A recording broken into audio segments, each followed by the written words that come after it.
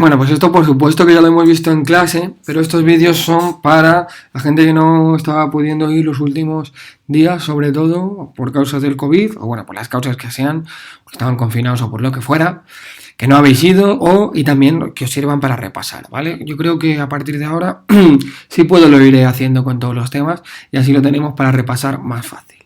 Bueno, tenemos aquí el 3.2. Ya estábamos con el Cantar del Mío Cid, bien metiditos en el ajo. Y dice, es el texto más importante de la épica castellana, por supuesto. Se conservan varios manuscritos en realidad, pero en el de 1207 dice que hallamos la firma de un tal Per Abad, ¿no? Un tal Pedro el Abad, ¿no? Parece ser, ¿no? Algunos críticos sostienen que este fue el autor, pero la mayoría de estudiosos afirman que el texto es anónimo, que este señor, el Per Abad, que aparece que escribe el texto, en realidad parece ser que el verbo escribir más bien se utilizaba en la Edad Media con el sentido de transcribir, con el sentido de copiar, y que no con el sentido de componer, ¿vale? Que se utilizaría más probablemente este verbo que acabo de decir yo, el verbo de componer o el verbo de inventar versos, ¿no? Bueno, dice Rodrigo Díaz de Vivar, ya sabemos que una cosa es el Rodrigo Díaz de Vivar histórico, ¿vale? Que es un mercenario en esta vida de frontera, como llaman algunos especialistas, entre taifas o reinos musulmanes y condados o reinos cristianos, ¿no?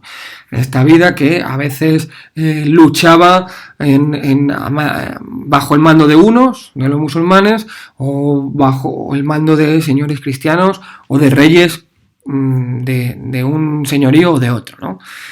Esta es la figura más histórica, parece ser, más comprobada históricamente, pero que no es la misma figura que la del Rodrigo Díaz de Vivar, el Cid campeador del Cantar del Mío Cid. Habíamos hablado de varias de las diferencias, ¿verdad?, en clase. Os aconsejo que lo recordéis.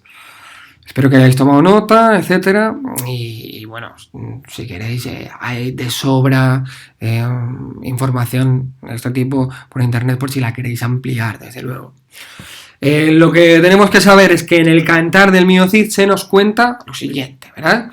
Dice, hace jurar al rey Alfonso VI, que era el rey Alfonso VI de León hasta ese momento, ¿no?, que había tenido una serie de rifirrafes con sus hermanos, sobre todo con su hermano Sancho, y parece ser que dice que Rodrigo Díaz de Vivar le hace jurar a este rey Alfonso VI que él no ha sido el culpable de la muerte de su hermano Sancho.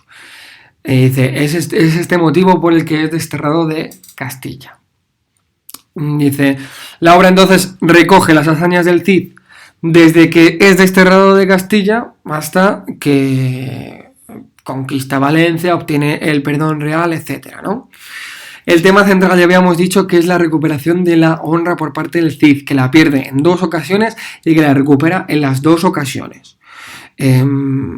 Una por medio de las armas y otra por medio, podríamos decir, de la diplomacia, ¿no? Dice, el autor probablemente cumpliendo un encargo de la realeza pone de ejemplo a este fiel vasallo literario, que ya hemos visto que realmente el Cid literario y el Cid real o el Cid histórico pues tienen diferencias, pues esta es una de las diferencias, ¿no? O una de las ficciones más marcadas literariamente, 2 de las ficciones literarias más marcadamente, de hecho, que caracterizan a este personaje son lo buen cristiano que es en todo momento y la devoción que siente también por el rey. Es siempre fiel, en todo momento fiel al que es su nuevo rey, como lo había sido también igual de fiel con Sancho, se supone, ¿no? O sea, que es fiel a Dios y al rey. Bueno, se pone de ejemplo, dice, ante el peligro de sublevación de la nobleza castellana que había empezado a pedir más privilegios. Recordamos que la Castilla y los nobles de Castilla eran en principio fieles a Sancho, ¿no?, pero que ahora tienen que estar bajo el mandato de Alfonso. Bueno, toda esta historia que por otro lado ha dado pie a un montonazo de material literario, ¿no? Romances, cantares. Estamos recordando el otro día la jura de Santa Gadea, que es la supuesta jura que tuvo que hacer el rey Alfonso VI para disculparse de la muerte de Sancho. También hablábamos de Bellito Dolfos, que es supuestamente el traidor visto desde el punto de vista castellano, claro. Traidor sería el asesino de Sancho, que habría salido de la ciudad de Zamora, del sitio de Zamora, habría salido a asesinar o a envenenar o a apuñalar, depende de la versión también, al rey Sancho. Que bueno, aquí hay mucha literatura, yo os recomiendo que lo ampliéis. Si queréis buscar más de la jura de Santa Gadea, de Bellito Dolfos, podéis hacer trabajos voluntarios de ello, ya lo sabéis. Bueno. En fin, dice, aunque el tema del texto y el protagonista son históricos, la obra es una versión novelada, ya lo sabemos, no es una crónica histórica, ¿vale? Es una ficción literaria, básicamente.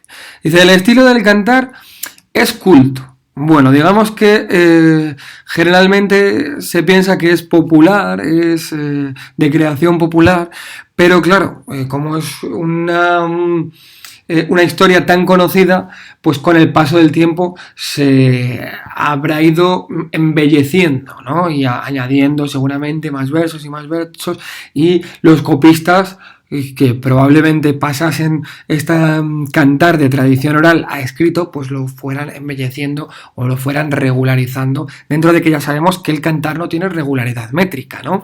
Y que precisamente una de las características es ese anisosilabismo, o sea, el poema es anisosilábico, ¿no? Anisosilábico, ese concepto que debería estar también en el glosario, anisosilabismo o anisosilábico, que quiere decir que es un poema que no tiene las mismas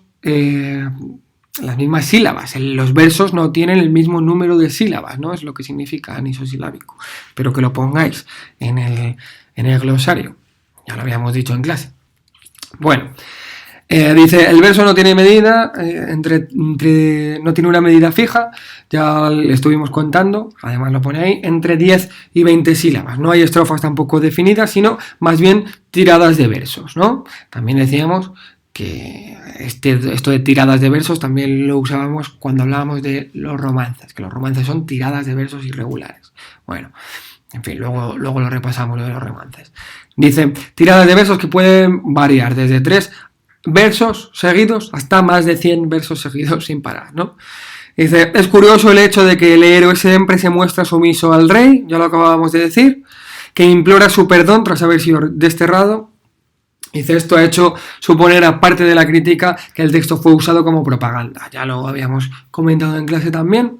Dice, propaganda, ¿para qué? Para que todo el mundo fuera fiel al rey, ¿no? Para que todo el mundo se fijase en este modelo que nos presenta la literatura, fiel al rey y fiel a Dios también, ¿no? De propaganda por parte de la monarquía para afianzar su poder. Y esta es una hipótesis interesante, ¿no? Dice ahí, que ofrece una nueva visión del cantar y bueno, pues que complementa, yo diría más bien, lo tradicionalmente aceptado. Ahí veíamos también la estructura del cantar. Recordadlo porque esto es necesario saberlo. O sea, básicamente, todo es necesario para vivir. Está dividido en 3 partes el cantar. La primera parte es lo que llamamos cantar del destierro hasta el verso 1086. Segunda parte, cantar de las bodas hasta el verso 2277, ¿verdad? 2277. Y la tercera parte hasta el verso 3730. ¿No? Hasta el 3730. Bien, hablando ahora de miles, recordad que acabamos de decir que el manuscrito que se nos conserva, el manuscrito más antiguo que se nos conserva es de 1207, pero en realidad Rodrigo Díaz de Vivar parece ser que nace en 1048 o en torno al 1048 y que muere en el 1099, ¿verdad?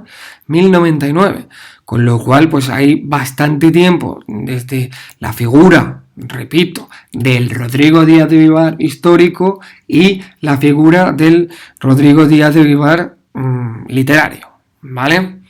Bueno, hablábamos del cantar del destierro, entonces, es cuando el Cid es desterrado, tiene que salir de Castilla y va conquistando todas las plazas, todos los lugares hasta que llega a Cataluña, es decir, empieza a conquistar desde el centro de la península hasta el este, ¿no? Hasta que llega, digamos, a las costas de Cataluña. Todo lo que conquista, ya estábamos hablando de que todo lo que conquista lo pone bajo los pies del rey, ¿no? Digamos, bajo el mandato del rey, se lo otorga al rey según lo va conquistando, las plazas y los lugares, ¿no? Qué curioso, esto para implorar su perdón, ¿no? De la segunda parte es el llamado Cantar de las Bodas. El Cid y sus tropas han bajado ahora desde Cataluña, han bajado hasta Valencia y igualmente todo lo conquistado lo ha puesto a los pies del rey. Y entonces obtiene el perdón real y además pasan ahí una serie de cosas y al final, además de que obtiene el perdón real, los infantes de Carrión le piden al rey que por favor les dé la mano de las hijas del rey. Los infantes de Carrión, que habíamos dicho que nunca, históricamente nunca se casan con las hijas del Cid, realmente. ¿Vale? No se llegan a casar con las hijas del Cid en la realidad, pero sí en el cantar, sí en la literatura. Y habíamos visto cómo los infantes de Carrión siempre son descritos de una forma muy peyorativa. Siempre se los describe como si fueran malas personas, básicamente a lo largo de todo el cantar, ¿no? Esto pues había dado pie a diferentes interpretaciones, diferentes hipótesis de quién podía haber tenido cierto interés en dejar mal a los infantes de Carrión. En fin. Sabemos que las hijas del Cid, que además en el cantar del mío Cid, en el cantar del que estamos hablando, se las llama Doña Elvira y Doña Sol, que no se llaman Doña Elvira y Doña Sol, que se llaman María y Cristina, y que van a casarse. Eso sí que luego parece ser que quiere cerrar el cantar con algo de verosimilitud y luego las acaba emparentando con las casas de Navarra y Aragón. En realidad, lo que sabemos que pasa históricamente es que emparentan con las casas reales de Navarra, ¿sí? Y con el condado de Barcelona, la una y la otra, ¿no? Respectivamente. Con lo cual parece ser que ahí al cerrar tiene un pequeño afán de verosimilitud para engancharlas con las casas reales de los lugares que realmente pues históricamente parece que fueron así, ¿no? Bueno, el cantar, la tercera parte, ya sabemos que tiene la afrenta de Corpes, que los infantes de Carrión se quieren vengar porque como se habían reído de ellos por lo del león, ¿no? Por el episodio del león, ya sabemos que aparece un león, se escapa de la jaula, los infantes de Carrión se cagan por la pata abajo del miedo, se comportan como unos cobardes, el Cid guarda otra vez ese león en su jaula, muy valientemente, y todo el mundo se ríe de los infantes de Carrión que han tenido mucho miedo. Entonces, para vengarse, decide vengarse en la piel de las hijas del Cid, que se acaban de casar con ellas, y dicen, pues las matamos y las dejamos aquí atadas, ¿verdad? Dicen, vais a ser escarnecidas, ¿no? Las escarnecen, las azotan, las violan, las pegan, las dejan ahí muertas, moribundas, atadas en los robles del robledal de Corpes, y gracias al cielo, ¿no? Que pasa por allí alguien amigo del Cid y las salva, porque si no hubieran muerto allí de forma segura.